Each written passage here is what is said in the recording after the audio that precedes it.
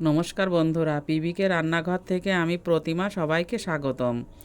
আজ আমি রান্নার সাথে সাথে কিছু পিকনিকের আনন্দের মুহূর্ত তুলে ধরব। প্রথমে চলো রান্নার দিকে যাই। সব রান্না তো দেখাতে পারছি না, তাই দেখাচ্ছি শুধু পকোড়া আর চিকেনের রেসিপি। প্রথমে রসুনের কোয়া ছাড়িয়ে রেখেছি। এদিকে প্লেটে রয়েছে লঙ্কা, টমেটো কুচি ও আদা কুচি। এখানে আমি মাংসের জন্য কাজু বাদাম ও বাদাম বেটে নিচ্ছি। এই ফাঁকে দেখো আমাদের ক্ষুদে সদস্যা কী সুন্দর নাচ করছে। সরি, কপিরাইটের জন্য মিউজিকটা দিতে পারছি না। এবার চলো রান্নার দিকে ফিরে আসা যাক। আমার এখানে কাজু বাদাম ও বাদাম বাটা কমপ্লিট। এটা অন্য পাত্রে তুলে রাখছি। আমি এখানে পকোড়া বানানোর জন্য চিকেনটাকে ম্যারিনেট করে নেব। এটা আমাদের সন্ধ্যার টিফিন, তার জন্য এটা আমি আগে তৈরি করে নিচ্ছি। প্রথমে আমি ডিমটাকে ফাটিয়ে দিয়ে দিয়েছি মাংসের ভিতরে।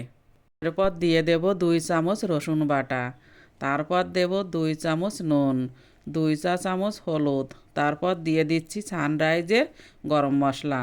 এবার দেব 1 চামচ মতো টমেটো সস। এবার দেব 1 চামচ মতো গোলাপ জল। তারপর দেব 1 চা চামচ মতো ভিনিগার।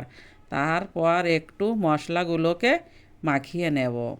মাঝখানে দেখো আমাদের পুচকে বাবু সোনাটা খুব দুষ্টুমি করছে, আমাকে কিছুতেই তৈরি করতে দিচ্ছে না।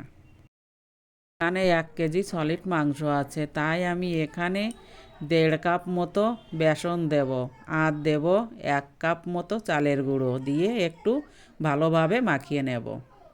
এবার দিয়ে দেব 1 চা চামচ মতো কর্নফ্লাওয়ার। এখানে যেহেতু বাচ্চারাও খাবে তাই আমি অল্প করে লঙ্কার গুঁড়ো ইউজ করেছি। মাংসটা ম্যারিনেট করে আমি 15 মিনিট পর্যন্ত রেখে দিয়েছিলাম।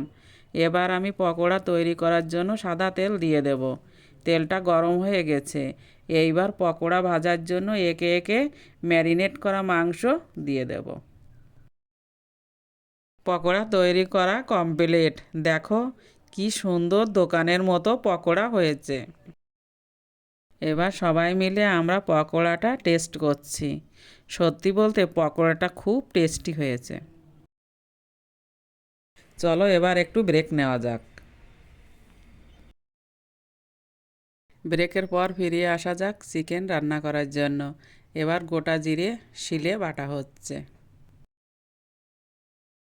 দেখো পিকনিকের সদস্যরা যে যার মতো ঘুরে বেড়াচ্ছে, আবার রান্নার প্রস্তুতিও নিচ্ছে।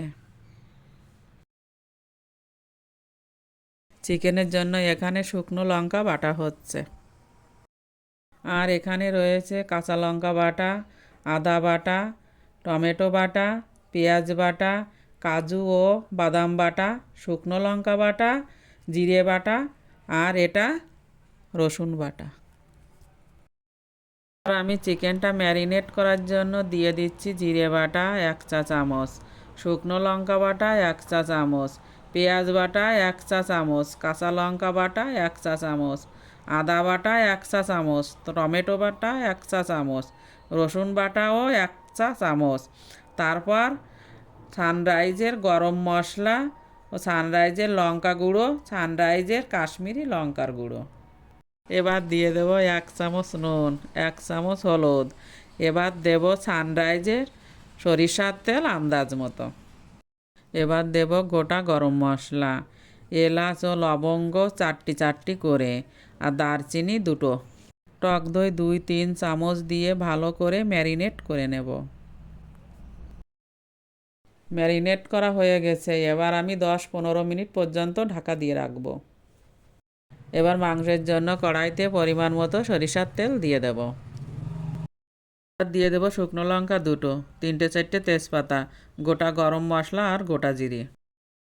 এই যে মশলাগুলো বেটে রেখেছিলাম, প্রথমে দেব 2 চামচ রসুন বাটা, 2 চামচ পেঁয়াজ বাটা, 1 চামচ আদা বাটা, 2 চামচ টমেটো বাটা, 1 চামচ জিরে বাটা দিয়ে একটু নাড়াচাড়া করে নেব। আর দিয়ে দেব কাজু ও বাদাম বাটা 1 চামচ, আর দেব 1 চামচ শুকনো লঙ্কা বাটা,